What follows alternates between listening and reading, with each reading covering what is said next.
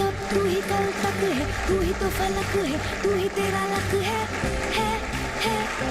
इस पल में जियो, वक्त को जाने ना तो, अब दिल में जो आग है उसे बढ़ जाने दो।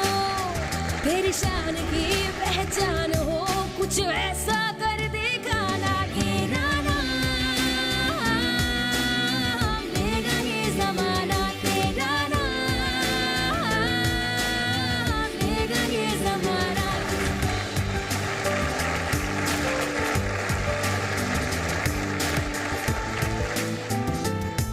नमस्कार, गुड आफ्टरनून, आदाब। आज बड़ी खुशी है मुझे कि यहाँ आपके बीच में इस इतनी ऐतिहासिक इंस्टीट्यूशन में मेरे आने का मौका मिला। मैं अपने दर्शकों को भी बताना चाहूँगा कि मैं आज ज़ाकिर हुसैन दिल्ली कॉलेज से बोल रहा हूँ। आज हम जिस विषय पर बात करेंगे, how do we build relationships, how do we not only build them, maintain the relationships? How do we enjoy our relationships? चाहे वो रिलेशनशिप माँ बेटे की हो, पिता पुत्र की हो, पति पत्नी की हो, बॉयफ्रेंड गर्लफ्रेंड की हो, जो भी रिलेशनशिप आज संसार में है उसके बारे में आज हम थोड़ी चर्चा करेंगे।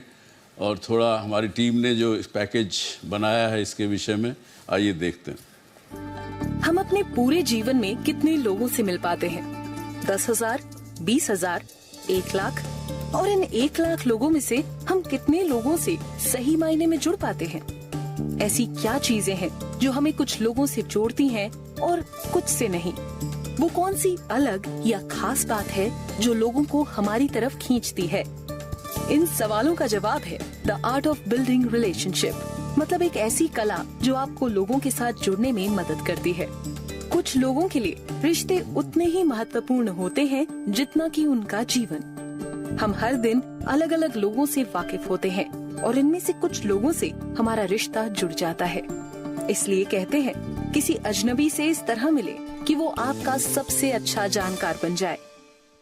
जिंदगी में बहुत बार ऐसे तजुर्बे होते हैं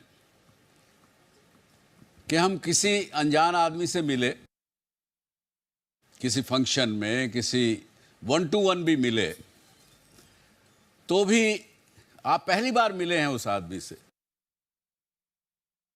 या तो आपको वो आदमी बहुत भा जाता है, आप उसको एकदम से पसंद करने लगते हैं, और ऐसा भी होता है कि आप सीधा कहते हो, नहीं यार ये आदमी ठीक नहीं, या ये महिला ठीक नहीं है। आपका कोई बैकग्राउंड नहीं है, उससे कभी मिले नहीं, कभी उसको जानते नहीं, पहचानते नहीं, तो भी आपके मन में उसके प्रति आकर्षण होता है, या फिर नहीं, I will not like to make a friends with this person. ऐसा होता है क्या? बहुत बार होता है। ये क्यों होता है? कभी कभी सोचा हमने, हम उस आदमी को जानते नहीं, पहचानते नहीं, उसके बारे में कुछ अच्छा है बुरा है कुछ नहीं जानते। वो आदमी वेल ड्रेस्ड भी है, दिखने में भी ठीक ठाक है, फिर भी हम कहते हैं नहीं मुझे नहीं पसंद। ये एक ऐसी चीज़ अक्सर होती है। और वो क्यों? क्योंकि जब भी हम किसी के संपर्क में आते हैं, चाहे भले ही हाथ ना मिलाया हो, फिजिकली टच ना किया हो, कि फिर भी हम एक दूसरे के पास अपनी एनर्जी उसके पास भेजते हैं, उसकी एनर्जी अपने पास लेते हैं। कुछ ना कुछ वाइब्रेशन वहाँ से हमें मिलती है, हमारी वाइब्रेशन उनको मिलती है। कुछ मन में सोच होती है, और यदि आपको आदमी पसंद आता है तो आपके अंदर शरीर में एक सेंसेशन ऊपर से लेके नीचे तक चलती है, जो सुखद सेंसेशन होती है। वो सेंसेशन जो होती है उसको हम पसंद करते हैं, इसलिए हमको आदमी पसंद है। एक्चुअल आपने अपनी सेंसेशंस को पसंद किया, लेकिन हमको वो अपनी सेंसेशन पहचानी नहीं जाती, क्योंकि हम अपने आप को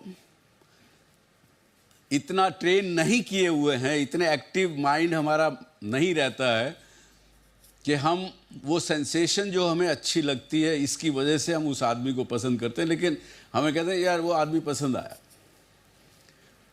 और इसी तरह से अगर कोई पसंद नहीं आए तो आपके सेंसेशन जो हैं वो दुखद सेंसेशन आपको चलेगी शरीर में।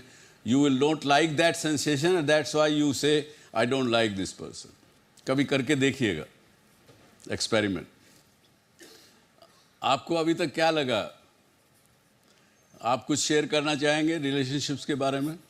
सर मैंने एक चीज़ देखी है कि अगर आप बहुत हंस रहे हो या खुश मिजाज हो तो दूसरा वाला भी आपसे बात करने के लिए बहुत हैप्पी हो जाता है। तो आई थिंक हंसना और खुश रखना दूसरे को। हंसना और हंसाना, वेरी गुड, बहुत अच्छी बात है, very good. Sir I think किसी के रिलेशनशिप बिल्ड करने के लिए अगर आप किसी सामने वाले से बात कर रहे हैं, अगर आप उसका नाम लेके बात करेंगे तो वो ज़्यादा मुखातिब होकर आपसे बात करेगा, और उसकी कोई भी प्रॉब्लम हो या कोई भी सिचुएशन ऐसी हो उसको बड़े ध्यान से टाइम लगा के एम्पैथी के साथ अगर वो सुनेंगे तो आई थिंक एक रिलेशनशिप बिल्ड होगा। जी, आपने जो रिश्तों के नाम दिए, आपने माँ बेटे उदाहरण जो दिए तो वो जाने माने उदाहरण हैं। और मैं सोच रही थी कि हमारी ज़िंदगी में, व्यावहारिक ज़िंदगी में हम इतने सारे लोगों से मुखातिब होते हैं पर हम उनसे आँख नहीं मिलाते हैं। चाहे गेट पे दरबान खड़ा हो, मेरा ड्राइवर हो, उसकी शख्सियत मैं सिर्फ उसके प्रोफेशनल उससे कर लेती हूँ। तो जैसे इन्होंने कहा कि नाम से वाकिफ़ होना, तो हम कदर नहीं करते बहुत सारे लोगों की। वेरी गुड, बहुत अच्छा कहा, वेरी गुड। देखिए एक समय था, जैसा आपने कहा, एक समय था, मैंने अपना देखा है और आपके अंदर कोई बीच में लोग गांव के थोड़ा ज़िंदगी जानते हो तो आज भी गांव में है। अगर गांव का कोई भी आदमी पूरे गांव को अपना परिवार समझता था, एक समय था और आज भी है।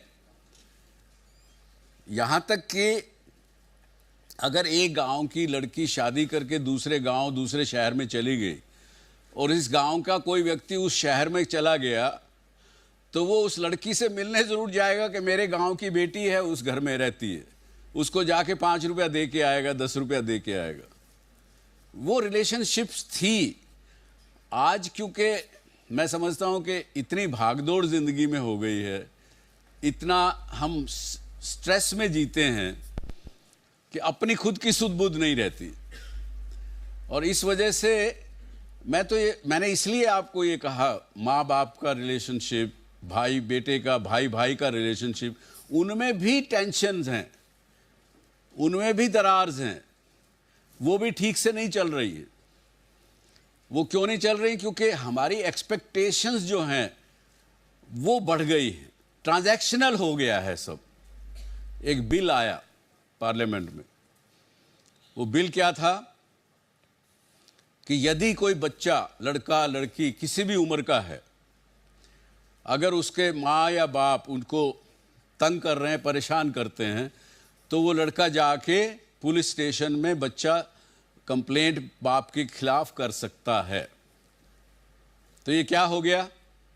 कॉन्ट्रैक्चुअल रिलेशनशिप में तब्दील हो गया बाप बेटे का रिश्ता। कॉन्ट्रैक्ट हो गया कि मैं तुम्हें तंग नहीं करूंगा, मैं तुम्हें डांटूंगा नहीं, मारूंगा नहीं। अब ये किसी ने सुझाया, हमने बड़े उसको अपोज किया कि ये गलत है। ये आप अमेरिका का एक कानून उठा करके यहाँ ला रहे हैं। वहाँ उस कंट्री में यानी 60 to 70% शादियाँ डिवोर्स में एंड अप होती, पहली शादी। दूसरी शादी भी 30% डिवोर्स में कन्वर्ट होती है। हमारे यहाँ ऐसा नहीं है। वहाँ पे बाप ड्रग लेता है, वो मारता है बच्चे को। सुतेला लड़का होगा, सुतेली लड़की होगी, उसको मारता है, क्योंकि रिलेशनशिप नहीं है। अब आप उसको लेकर के यहाँ लाके इस समाज को थोप रहे हो, जो कि बाप अगर डांटता भी है, माँ डांटती भी है आपको, तो आपके भले के लिए डांटती है। हमारे ख्याल से रिलेशनशिप बनाने के लिए, किसी से बनाना चाहें तो हमें उसके लेवल पर आना बहुत ज़रूरी होता है। जैसे हम ड्राइवर से अच्छे रिलेशनशिप बनाना चाहें तो मुझे ड्राइवर से ही उसी सरल भाषा में बात करना चाहिए। तो ये इस पे बारे में मेरे ख्याल सभी लोग एग्री करेंगे। सर परेशानी वहाँ आती है जो आप जैसे ऊंचे रुतबे लोगों से रिलेशन बनाना हो तो बहुत मुश्किल पड़ता है, क्योंकि नीचे आना बहुत आसान होता है, ऊपर आना मुश्किल होता है।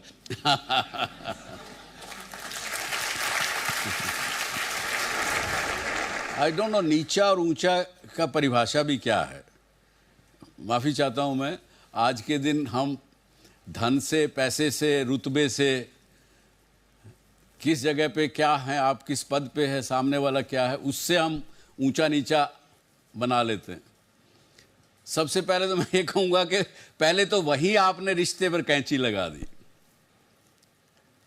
आखिरकार तो अगर आपका ड्राइवर भी है तो वो भी इंसान है, उसको भी ठंड लगती है, उसको भी गर्मी लगती है, उसको भी गुस्सा आता है, उसको भी प्यार चाहिए जितना हमें चाहिए। तो खैर अगर उस एक आदर्श चीज़ में ना भी जाएं तो भी मुझे ये पता है कि अगर आपको अपने से नीचे रुतबे वाले, नीचे के आदमी से अगर रिश्ता बनाना है तो आपको उसके लेवल पर नीचे आना पड़ेगा। अपने से ऊंचे वाले का तो उसका निर्भर करता है उसकी कितनी ईगो कितनी बड़ी है। जितनी बड़ी ईगो होगी मुझे लगता है कि आप भी उससे रिश्ता नहीं बनाना चाहेंगे। पहले ऐसा होता था कि हम लोग जो जाना पसंद करते थे अपने रिलेटिव्स के यहाँ जाना पसंद करते थे, जैसे जो मामा है, खाला है, बुआ है, उनके यहाँ जाना पसंद करते थे। लेकिन अब क्या है, अब पसंद करते हैं हम मॉल्स में जाना, कि कहीं हम ऐसा जगह जाएं जहाँ पर हमारे कोई ये इस तरह के रिलेटिव्स ना हो। हम जो है वो ज़्यादा मटीरियलिस्टिक होने लग गए हैं। अगर देखें तो पहला एक समय था, कुछ हद तक अभी इस देश में तो फिर भी है, क्यों डाइवोर्सेस कम होते हैं हमारे देश में। अगर इस बात के ऊपर थोड़ा गहराई से सोचेंगे अगर आप, तो जब शादी होती है, रिश्ता आपस में होता है दो परिवारों का, दोनों तरफ से रिश्तेदार, फ्रेंड्स, मिलने जुलने वाले सब उसमें भाग लेते हैं। और जब भी कहीं आपस में लड़का लड़की में झगड़ा हुआ किसी बात को लेके, समाज पूरा इकट्ठा होके आ जाता है उसको समझाने के लिए, क्योंकि ओनरशिप जो उस शादी की थी वो पूरे समाज ने ले ली थी। जिस वक्त वो शादी हो रही थी सब लोग उसके विटनेस थे। अब वो आज एक ऐसा युग भी आ गया कि वो कोई आदमी कहता है वो मोहल्ले के बुजुर्ग को भी तू कौन, मैं खाम खा, तू कौन है, मेरा झगड़ा हो रहा है, होने दो। तो आजकल जल्दी से लोग बीच में आते भी नहीं हैं, कोई बुलाते भी नहीं हैं। लेकिन आज का विषय यही है कि किस प्रकार से हम इससे निकलें, और इतना भी अगर सोच ले कहीं ना कहीं किसी बैक ऑफ माइंड कि अगर रिश्ते मेरे होंगे 20 लोगों से, लेकिन कुछ रिश्ते होंगे तो कहीं ना कहीं आपके दुख सुख में काम आएंगे। इस विषय के ऊपर थोड़ी और चर्चा करने से पहले मैं आज आपको एक ऐसे शख्स से मिलाना चाहूँगा जिसको मिलकर आपको अच्छा तो लगेगा ही और कुछ ना कुछ हमें सीखने को मिलेगा। हमारे बीच में हैं ओंकार नाथ जी। इनको मेडिसिन बाबा के नाम से जानते हैं लोग। इनके बारे में ज़रा देखें कि ये क्या करते हैं दिल्ली में रहते हुए। मानव जीवन का उद्देश्य है दूसरों की मदद करना। सब है कोई जो बेकार की दवाओं का दान करेंगे, जो दवाइयाँ आपके काम में नहीं आ रही है। क्या आपने कभी सोचा है कि जो दवाइयाँ आप इस्तेमाल करने के बाद फेंक देते हैं वो किसी जरूरतमंद के काम आ सकती हैं? राजधानी दिल्ली में एक ऐसे बाबा हैं जो घर घर जाकर लोगों से दवाइयाँ मांगते हैं ताकि उन दवाइयों से किसी जरूरतमंद की जान बचाई जा सके। मेडिसिन बाबा के नाम से मशहूर ओंकार नाथ दक्षिण पश्चिमी दिल्ली के मंगलापुरी में रहते हैं और यहीं से अपनी मुहिम चलाते हैं। आप हर महीने 2.5 से 3 लाख रुपए तक की दवाएं जमा कर जरूरतमंद लोगों को देते हैं। पब्लिक में अवेयरनेस जगानी है, भाई बच्चे दवाइयाँ दान में नहीं कि कूड़ेदान में। मेडिसिन बाबा का एक सपना गरीबों के लिए मेडिसिन बैंक हो अपना। मेडिसिन बाबा को मेडिसिन बैंक चलाने की प्रेरणा लक्ष्मीनगर में मेट्रो के एक निर्माणाधीन पुल के गिर जाने के हादसे के बाद मिली। आप सभी लोगों से आग्रह है कि दुर्घटना स्थल के आसपास मत आए। इस हादसे में मेडिसिन बाबा ने महसूस किया कि जो मरीज पैसों के अभाव में दवाएं नहीं खरीद पाते, उनके लिए वो लोगों के घर घर जाकर दवाइयां जुटाएंगे। उस वक्त एक दिमाग में शौक लगा था कि यार ये बड़ा गलत हो रहा है। एक तरफ दवाई के अभाव में आदमी मर रहा है और दूसरी तरफ दवाइयां सब डस्टबिन में जा रही। बची दवाइयां दान में न कि कूड़ेदान में की सोच रखने वाले ओंकारनाथ कहते हैं कि वो लोगों से भीख में दवाइयां नहीं, जरूरतमंद लोगों की जिंदगी मांगते हैं। मैं आपको स्टेज पे बुलाऊं उससे पहले बताऊं कि 6 बजे सुबह निकल जाते हैं अपने घर से।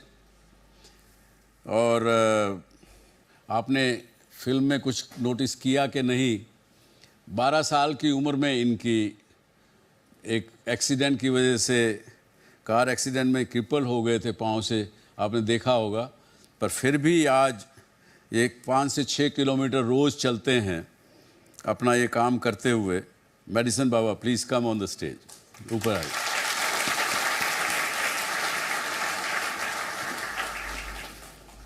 आपका बहुत बहुत स्वागत है यहाँ आने पर। जो मेरे दर्शक घर बैठे हुए हैं, क्या कहेंगे उनको?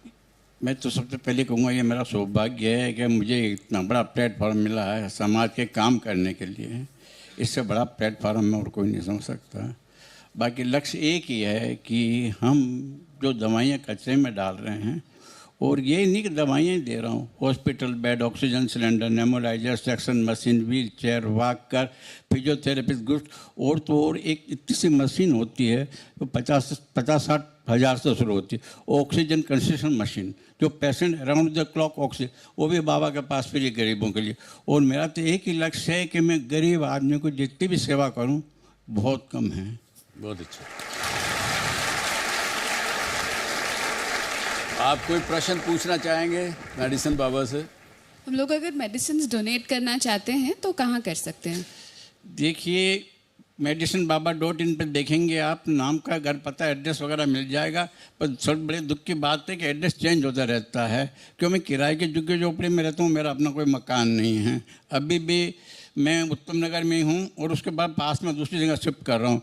तो ये वेबसाइट आप देखेंगे medicinbaba.in, आपको बहुत कुछ जानकारी मिलेगी। काम कर रहा हूँ, और जैसे अभी एक फ्रेंडशिप, रिलेशनशिप की बात आ रही, अरे मेरे तो अच्छा दोस्त हैं, एक नहीं, किसी मरीज को तो कोई जान पहचान नहीं, लवारिस से उसका सर पर हाथ फिर दे प्यार से, बाबूजी आपको डॉक्टर ने कोई पर्ची तो नहीं लिखी? उसने कहा बाबूजी लिखिए। मैंने कहा मुझे दे दो भैया। उसने दिया, उसके दवाई पहुंचा दी। उससे अच्छा खुशी, इतनी कि दुआ मिलती, इतनी दुआ मिलती, भगवान हो, तब वही एनर्जी आज मेरे पास है। बाकी इस वक्त तो चल ही नहीं सकता मैं। अच्छे साल में कोई कहता है बहुत अच्छा, आप अच्छा काम कर रहे हैं। हाँ, अरे आप मेरे से बड़े हैं भाई, बहुत बहुत धन्यवाद। तो वापिस अगर उस रिश्ते की कड़ी को वापिस उठाएं, आपके कोई प्रश्न क्या हैं? मेरा सवाल ये है कि जो सोसाइटी क्लास डिवाइडेड है, बड़ी मछली छोटी मछली को अल्टीमेट एनालिसिस में खाती है, तो इस क्लास डिवाइड को ब्रिज करने के लिए आपका क्या संदेश है? मेरा दूसरा सवाल ये है कि आपने कहा कि हिंदुस्तान में जो शादियां होती हैं वो एक तरह से सोशल ओनरशिप के तहत होती हैं, यानी कि उससे रोमांस की अपेक्षा कम होती है, जैसा कि वेस्ट में रोमांस की अपेक्षा होती है। यहाँ पर वो रिश्ता निभाने की बाध्यता होती है। तो इन दोनों में से आप किसको श्रेष्ठ कहेंगे और क्यों? और तीसरा सवाल है, आपने कहा कि माँ बाप और बेटे के बीच रिलेशनशिप केवल इसलिए खराब हो रहा है कि माँ बाप की एक्सपेक्टेशन बढ़ रही है, रिलेशनशिप ट्रांजैक्शनल हो गए हैं। तो उसमें मैं ये कहना चाहूँगा, माँ बाप तो अपने बेटे के प्रति, औलाद के प्रति बड़े उदार होते हैं। वो कुछ भी ना बने, सब कुछ सेक्रीफाइस, वो एक्सपेक्टेशन जरूर रखते हैं मेरा बेटा डॉक्टर बन जाए, लेकिन ना बनेगा तो अपना सब कुछ इन्वेस्ट करते हैं मोहब्बत। तो ये रिलेशनशिप जो डैमेज हुई है वेस्ट में, क्या हिंदुस्तान में उसका यही कॉन्टेक्स्ट है? हम उसे ट्रांजैक्शनल रिलेशनशिप कह सकते हैं परिभाषा के स्तर पर? ये क्लास डिवाइड भी हमारा बनाया हुआ है, और क्योंकि हमने रिश्तों को ट्रांजैक्शनल बना लिया है, उस वजह से क्लास डिवाइड भी हो गया है। अब जहाँ तक दूसरा आपका प्रश्न रहा कि मैं कौन सी शादी को अच्छा मानता हूँ, रोमांस वाली या समाज द्वारा की गई। मैं तो ये कह सकता हूँ कि मेरी शादी समाज ने की और मैं खुश हूँ। अब अगर रोमांस किया होता और वो शादी करता तो शायद कमेंट कर सकता। तीसरी बात, आपने कहा कि माँ बाप का रिश्ता तो पवित्र रिश्ता है, सही बात है, लेकिन आज के युग में मैंने बहुत से परिवार ऐसे देखे हैं, माँ को तो नहीं होती एक्सपेक्टेशन। माँ का रिश्ता एक, मुझे लगता है कि बहुत ही पवित्र और हर चीज़ से हटके है, हर चीज़ से परे है। लेकिन ऐसे पिता मैंने बहुत देखे हैं, जब उनका बेटा उनके बुढ़ापे की लाठी नहीं बनता तो उसको गालियां देते हुए हमने सुना। एक्सपेक्टेशंस पिता बनाता है, ये बहुत, मैं ये नहीं कहूँगा कि साधारण और 100% लोग ऐसे हैं या 90% लोग ऐसे हैं, लेकिन 10% भी पिता अगर अपना एक्सपेक्टेशन बच्चे से बनाते हैं तो वो रिश्तों में दरार वहाँ आती है। मेरा इतना ही कहना। So as you earlier tell कि रिलेशन बिल्ड करने के लिए आपको उसके साथ लेवल पे जाना पड़ता है। जैसा आपने बताया कि कोई बंदा है, अगर वो ठर्रा भी ले रहा है तो उसके साथ हमको शायद ठर्रा भी लेना पड़े कभी कभार। बट सर सोसाइटी, हमारे पेरेंट्स या आसपास का जो इन्वायरमेंट है वो उस चीज़ के लिए हमारे लिए बाउंडिंग क्रिएट करता है कि जैसे हम किसी के साथ रिलेशन बनाना भी चाह रहे हैं, वो हमारे लेवल का नहीं है। अगर हम लेवल में भी जाना चाहते हैं तब भी बहुत सी प्रॉब्लम्स आती हैं, उसको फेस करने के लिए पेरेंट्स मना करते हैं, सोसाइटी मना करती है।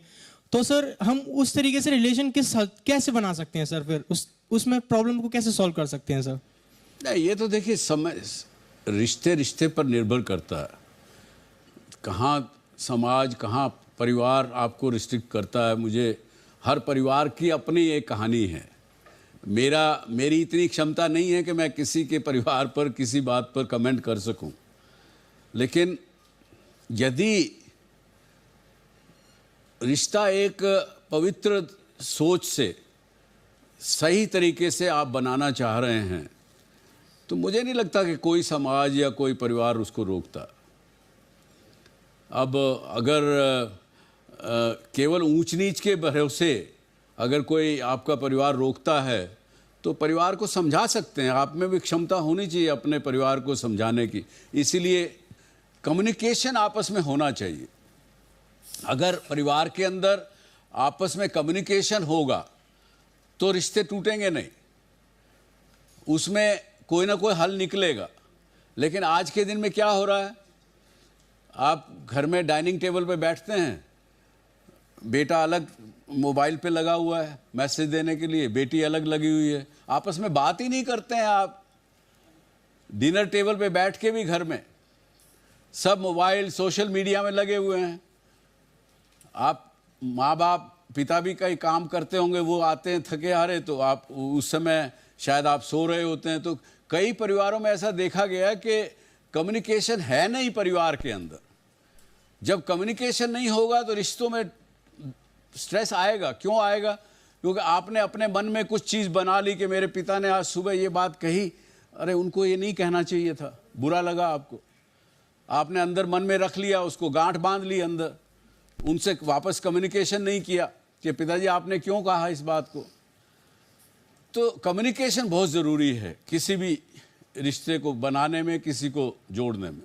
मेरे विचार में आज ह्यूमैनिटी को या कम्युनिटीज़ को डिवाइड करने में रिलीजियन का जो नैरो सोच है वो जिम्मेदार है। आज जितनी किलिंग्स हो रही हैं पूरे वर्ल्ड में, religion is the basic factor. Religion ने जो है हमें डिवाइड कर दिया है, क्योंकि रिलीजियन का नैरो अप्रोच हमारा रहता है कि रिलीजियन क्या है। इसका जो सॉल्यूशन है वो है स्पिरिचुअलिज्म। ईश्वर एक है, मैं उसको खुदा कहता हूं, दूसरा उसको भगवान कहता है, तीसरा उसको गॉड कहता है। हमें रिलीजियन से ऊपर उठना पड़ेगा और ईश्वर एक है। मेरे और आप में सब में वही आत्मा विराजमान है। मेरा ऐसा पर्सनली मानना है कि ये जो हम कहते हैं हिंदू धर्म, मुस्लिम धर्म, क्रिश्चियन धर्म, ये धर्म नहीं है। ये हमारे अपने अपने विचारधारा हैं, अपने अपने वे ऑफ इबादत करने के एक रास्ते हैं, समाज में जीने के एक तरीके हैं। धर्म सार्वजनीन होता है, धर्म किसी का अकेले का नहीं हो सकता। यदि एक हिंदू को गुस्सा आएगा तो वो अपना नुकसान गुस्से में करेगा ही करेगा। वो कुदरत जो है वो ये नहीं देखती कि ये हिंदू है, बड़ी पूजा करता है, इसलिए इसको गुस्सा आया है तो इसको नुकसान ना करूं। इसको अगर ये अगर व्यभिचार कर रहा है तो वो नुकसान अपना करेगा ही करेगा, चाहे हिंदू हो, मुस्लिम हो, क्रिश्चियन हो, ईसाई, कोई भी हो। तो धर्म सार्वजनीन होता है। हमने धर्म को समझा ही नहीं। पहले तो धर्म को समझना पड़ेगा, उसके बाद फिर इस पे आगे चलना पड़ेगा। चलिए, मैं एक हमारे यहाँ बीच में गेस्ट हैं जिनको आप मिलकर सब लोग खुश होंगे। He is a psychiatrist and a public health expert who has devoted his career for 35 years to public service and academics and science. अब इन्होंने शाहदरा का जो मेंटल हॉस्पिटल था उसको ट्रांसफॉर्म किया, उसको one of the best mental health facility of the country create किया। And he has a long track record of expertise in counselling, psychotherapy and individuals and couples, families. शायद उनसे पूछेंगे हम, शायद वो हमारे को आज की समस्या का कुछ हल बता सकें। तो मैं बुलाता हूँ doctor Nimish ji Desai, director institute of human behaviour and allied sciences. आइए, आप कुछ तरह डिटेल में बताना चाहेंगे कि कैसे आपने किया ये सब चमत्कार और हमको क्या कहना चाहेंगे? मैं चर्चा सुन रहा था आपने जो अभी कंडक्ट की, जो आज का विषय है उसके बारे में अगर संक्षेप में पहले टिप्पणी की जाए। मानव इतिहास में हर पहलू में रिश्तों का महत्व रहा है, ये हम सब समझते हैं। शायद जो बात अब तक नहीं हो पाई है और वो ये है, इतिहास और विज्ञान हमें, समाज विज्ञान और मनोविज्ञान हमें ये सिखाएगा कि मानव रिश्तों में बदलाव आते रहना भी आम है। जैसे सामाजिक ढांचा बदलेगा, तकनीकी विकास होगा, रिश्ते बदलेंगे, रिश्तों की अहमियत और गहराई बदलेगी, रिश्तों के जो तरीके हैं वो बदलेंगे। तो हमें इस बदलाव के साथ कोप करना है, बदलाव के साथ कोप करना वो जरूरी है। आपने डॉक्टर चंद्र साहब एक हिंट किया था बीच में, जिसमें मैं थोड़ा और विस्तार में कहना चाहूंगा कि 21वीं सदी में जो भौतिकवाद चल पड़ा है, जो मटेरियल सक्सेस और प्रोफेशनल एक्सीलेंस और सक्सेस की जो धारा चल पड़ी है, जो बहुत अच्छी अपने आप में, इसमें कहीं हम रिश्तों की अहमियत को भूल न जाएं, खो न दे, ये शायद आज का सबसे बड़ा मंत्र हो। ये सही बात है, बिल्कुल। क्योंकि success is the most important thing, चाहे वो यंग स्टूडेंट हो, चाहे वो प्रोफेशनल हो, चाहे वो बिजनेसमैन हो, कोई भी पेशा हो, सक्सेस और खासकर मटेरियल सक्सेस इतना महत्व रखता है आज की दुनिया में कि शायद रिश्तों की अहमियत को हम जाने अनजाने में भूल जाएं या भूल जा रहे हैं। ये ना हो, ये ना। तो उसके लिए क्या कहना चाहेंगे आप, जो हमारे ये लोग भी बैठे हैं और घर पे दर्शक भी हैं? हाँ जी, रिश्तों के जो सारा पूरा ताना बाना है उसको यूनिटरी वे में एक रूप में देख रहे हैं। अगर गौर करें आधे मिनट के लिए, कुछ समय के रिश्ते हो, थोड़ी जान पहचान हो, लंबे अरसे के रिश्ते हो, कॉन्ट्रैक्चुअल रिश्ते हो, दिल के रिश्ते हो, काम धंधे के रिश्ते हो, अलग अलग रिश्तों की पहचान और उसकी गहराई और उसकी गरिमा को समझ के अगर हम निभा सकें तो वो बेहतर होगा। जी जी, क्योंकि अगर हम ये गलती करेंगे कि सब रिश्तों को एक ही ढांचे से देखें, मैं निजी रूप से यकीनन मानता हूं कि प्रोफेशनल टीम्स, हमारी हॉस्पिटल की टीम है, टीम्स में अच्छी कोऑर्डिनेशन होना, अच्छा रिश्ता होना बहुत मायने रखता है। लेकिन क्या ये जरूरी है कि हर प्रोफेशनल टीम परिवार की तरह हो? नहीं, कोई आवश्यक नहीं है। और मैं नहीं मानता हूँ। मुझे खुशी आप कह रहे हैं, बिल्कुल ठीक बात। परिवार अपनी जगह परिवार की तरह रहे, जो प्रोफेशनल टीम है वो अपनी जगह प्रोफेशनल टीम की रहे, ये जरूरी है। बिल्कुल ठीक। तो वो जिसको आप वाइब्रेशन कह रहे थे, उसको मनोवैज्ञानिक एक्सप्लेनेशन ये है कि हमारे मन में, हमारे मन मानस पथ में जो हम लेके चल रहे हैं इंप्रेशंस, वो हमारे वर्तमान और भविष्य को भी, रिश्तों को तय करेगा। बिल्कुल ठीक। और उसके बाद बात बनेगी हम उसको कितना निभाते हैं। कितना निभा पाते हैं। एक आखिर में बात कहना चाहूँगा इस कड़ी में, जो बात कही गई इन साहब ने कही थी नाम की, जो आपने चंद्र साहब जिक्र किया, 20 साल में करीब हम लोग टीम एफर्ट से शादरा का पुराना मेंटल हॉस्पिटल एक अच्छे मेंटल हेल्थ फैसिलिटी में कन्वर्ट कर पाए हैं। उसमें बहुत सारे व्यक्तियों का बहुत सारा योगदान है, लेकिन एक छोटी सी बात जो इन्होंने कही थी वो है, कोशिश ये है कि सरकारी अस्पताल में जो पुराना मेंटल हॉस्पिटल था, न सिर्फ वार्ड में लेकिन ओपीडी में हर व्यक्ति से बात की जाती है उसके नाम से। जी जी। और न सिर्फ उसके साथ बातचीत नाम से हो, लेकिन उसके बारे में अगर 2 डॉक्टर बातचीत कर रहे हैं, हाँ। आप मेरे सीनियर हैं, अगर मैं आपको रिपोर्ट कर रहा हूं तो ये नहीं कि वो बेड नंबर 10, हाँ, वो स्किज़ोफ्रेनिया का मरीज, हाँ, बात हो रही है उसका नाम लेके कि मुरारी लाल सर जिनको हम ट्रीट कर रहे थे उनको अब फायदा हो गया है, हाँ। तो अब उनको घर भेज सकते हैं। इतनी सी बात में बड़ा फर्क पड़ता है। आपके क्या सवाल होंगे डॉक्टर देसाई से? क्या सजेशन देंगे कि अगर कोई डिप्रेशन में है, डिप्रेस्ड आदमी है, तो वो अपने रिलेशनशिप्स को प्रोफेशनल लाइफ और सोशल लाइफ में कैसे मेंटेन कर सकता है? सलाह मेरी रहेगी ऐसे व्यक्तियों के मित्रगण से और उनके परिवार के सदस्यों से। अगर मसलन आपको या मुझे अवसाद की बीमारी है, डिप्रेशन से अगर हम गुजर रहे हैं, तो हम जरूर कोशिश करें कि दोस्तों से बातचीत करें, लेकिन हो सकता है मैं मेरे डिप्रेशन के कारण कोशिश में सफल ना हो पाऊं। दायित्व बनेगा चंद्र साहब, सामाजिक नैतिक दायित्व बनेगा, इर्द गिर्द के लोगों, उसके आसपास के लोगों का दायित्व बन जाता है कि उनकी मदद करें, बल्कि हम जरूर ये कहना चाहेंगे, आपने बड़ी अच्छी बात कही सर, डिप्रेशन आज एक पब्लिक हेल्थ प्रॉब्लम बहुत बड़ा है, बड़ा बन गया। 4 चरण है डिप्रेशन या कोई भी ऐसी मानसिक परेशानी हो रिश्तों के संदर्भ में। 4 चरण है जैसे कोई व्यक्ति मदद कर सके। अगर मुझे डिप्रेशन थोड़ा सा महसूस हो रहा है तो मैं सेल्फ हेल्प कर लूं।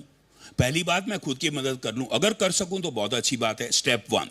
अगर वो फेल हो जाए तो मुझ में हिम्मत हो, मैं मदद मांगू मित्रों की, परिवार के व्यक्तियों की, और वो आगे आए मदद करने के लिए। ना हो सके तीसरा चरण है काउंसलिंग का। हम अभी भी दवाइयों, लेकिन डॉक्टर साहब सर, अक्सर मैंने जो देखा है, जिसको डिप्रेशन है वो बताता नहीं है, लड़का या लड़की, यूथ खास करके। ये बहुत बड़ी बात है, ये बड़ी प्रॉब्लम है कि वो अपना मुझे डिप्रेशन है करके किसी को दिखाना नहीं चाहता। सामाजिक सच्चाई ये है कि हम मानसिक तकलीफ को कमजोरी समझने लग जाते। डिप्रेशन होना अनुवांशिक या बायोलॉजिकल कारण से ज्यादातर संभव है। थोड़े मानसिक या सामाजिक कारण जरूर हो सकते हैं, परिवार में कुछ हो, मेरी कोई सोच गलत हो, नेगेटिव हो, लेकिन मोटे तौर पे किसी और बीमारी की तरह, डायबिटीज, ब्लड प्रेशर की तरह, डिप्रेशन को या स्किज़ोफ्रेनिया को, शराब की बीमारी को, व्यसन की बीमारी को बीमारी के रूप में समझा जाए तो जो आप कह रहे हैं, वो जो स्टिग्मा है, वो जो झिझक है मदद मांगने की, कहने की कि मैं परेशान हूं। मैं अक्सर ये कहता हूं रेडियो पे, टीवी पे, और यहां फिर कहना चाहूंगा कि अगर हम में से कोई परेशान है तो हम में नैतिक हिम्मत होनी चाहिए, और हम नैतिक हिम्मत जुटाएं ये कहने की कि हम परेशान हैं। लेकिन ये नैतिक हिम्मत चंद्र साहब, आप इत्तेफाक करेंगे, मैं तभी जुटा पाऊंगा अगर सामने वालों का रिस्पॉन्स अच्छा होगा तभी। अगर सामाजिक माहौल और एटीट्यूड, सोच अच्छी बनेगी तो हम हिम्मत जुटा पाएंगे वो कहने की। इसलिए ये बड़ी बात है कि रिश्ते बनाना जरूरी है, और रिश्ते जब रहेंगे तो आदमी अकेलापन महसूस नहीं करेगा। अकेलापन महसूस नहीं करेगा तो कुछ किसी न किसी को अपना दुख दर्द बता सकेगा, या मतलब उसमें ये सब चीजें जो साइकेट्रिस्ट को बताने वाली बात होती वो नहीं होगी। हमारी जरूरत इसलिए है, बदनसीबी की बात है, हाँ। मनोवैज्ञानिकों की और मनोचिकित्सकों की जरूरत इसलिए ज्यादा बढ़ती जा रही है कि रिश्ते कम होते रहे, कमजोर हो रहे हैं। हमारी जरूरत जितनी कम होगी हमें खुशी होगी। पहला चरण था self help, second friends and family, third counselling. Medical doctors के पास जाना जरूरी नहीं है, काउंसलर बातचीत करके वही हुआ। जो रिश्ते स्वाभाविक रूप से समाज में नहीं बन पा रहे हैं वो थोड़ा प्रोफेशनल रूप में काउंसलिंग में हो गए। अगर सच में गंभीर मानसिक बीमारी हो, डिप्रेशन हो, तो जरूर हिम्मत जुटानी चाहिए इलाज करवाने की, दवाइयों से भी, बाकी प्रकार से भी, लेकिन वो अंतिम चरण है। हमें इस समाज में जरूरत है मानसिक बीमारियों को पहचानने की, मानसिक बीमारियों का इलाज करके उनकी चेतना बढ़ाने की, लेकिन साथ साथ जो सामाजिक स्ट्रेंथ्स हमारी हैं रिश्तों के लेकर और साथ, उनको हम न खोएं, इंशाल्लाह। भगवान करे। Thank you very much doctor. तो चलिए, जैसा डॉक्टर देसाई ने कहा और मैं भी मानता हूँ और आप भी सब मानेंगे कि रिश्तों को कदर अगर हम करना सीखें, रिश्ते बहुत काम आते हैं दोस्तों। और उसमें कुछ खोने जैसा है नहीं, पाने ही पाने जैसा है। लेकिन अपना माइंड ओपन रखें, सामने वाले को केवल इसलिए ना रिश्ता बनाएं कि आपको उनसे कुछ लेना है या कुछ देना है। बिना लेन देन के भी रिश्ते बनते हैं और वही रिश्ते लंबे चलते हैं। इसके साथ ही थैंक यू वेरी मच। जय हिंद।